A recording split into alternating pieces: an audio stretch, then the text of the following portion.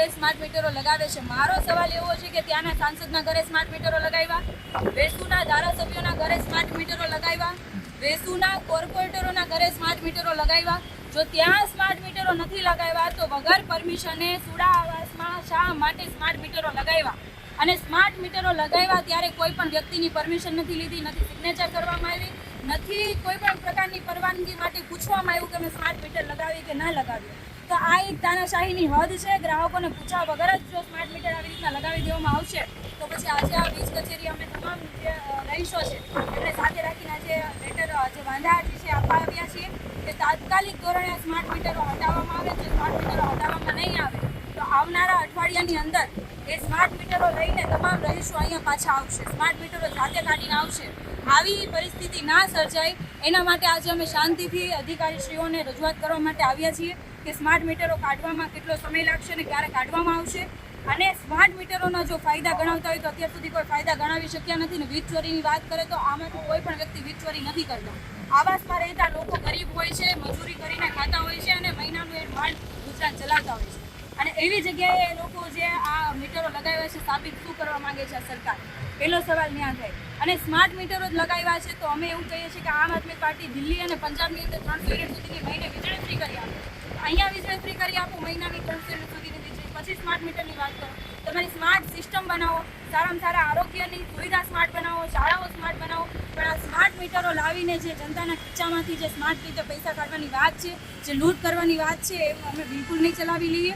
અમે તમામ લોકોની સાથે છીએ અને આવનારા સમયની અંદર અઠવાડિયામાં જે સ્માર્ટ મીટર કાઢવામાં નહીં આવે તો ત્યાંના તમામ લોકો સ્માર્ટ મીટર લઈને અહીંયા આવશે। કેટલા પરિવાર લગભગ ત્યાં જોવા જઈએ તો 200 થી 300 પરિવાર જે છે તમામ લોકોની એ દિવસે મિટિંગ હતી અને આજે તમામ બહેનો જેટલા તે પહોંચી શક્યા આવ્યા છે ને બાકીના જે રસ્તાની અંદર ટેમ્પાઓ છે એ લોકોના જે રિચાર્જ છે 1500, 2000ના જે બિલો છે એ 10-15 દિવસની અંદર પૂરા થઈ જતા હોય છે।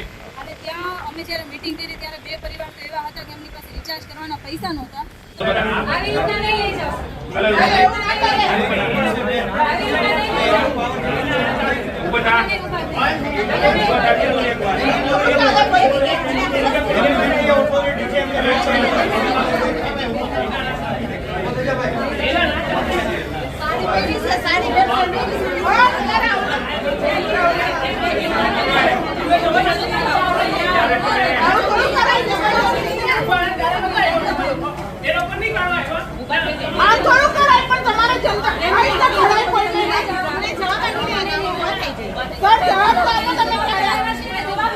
જવાબ લઈને જતા રહીએ। અમે કહીએ તો ખરા કે તમે ક્યારે આવો છો? અમને જવાબ નહીં આપે ત્યાં સુધી હું તો તમે ક્યારે આવશો?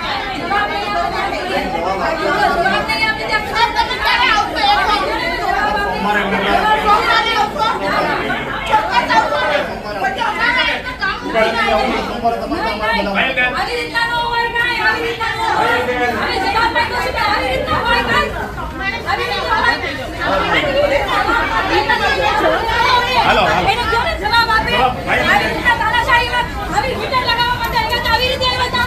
ઉપર લગાવ્યા બીજી ગાડી ખોલો, ઉપર લગાવ્યા, ઓય બીજી ગાડી લાવ ને હજી કાલે આવવાના છીએ, હજી કાલે આવશે મીટર લઈને આવશે, ઉભા રહો મીટર લઈને આવશે પાછા એ કઈ નતા તમે આવો અધિકારીઓ બધાને કહી દો કે અમે મીટર લઈને આવશું। તમે અહીં તમારા ઘરવાળાને ઉતારી જવો હાલો એ ચાલો આગળ સાઈડમાં રાખજો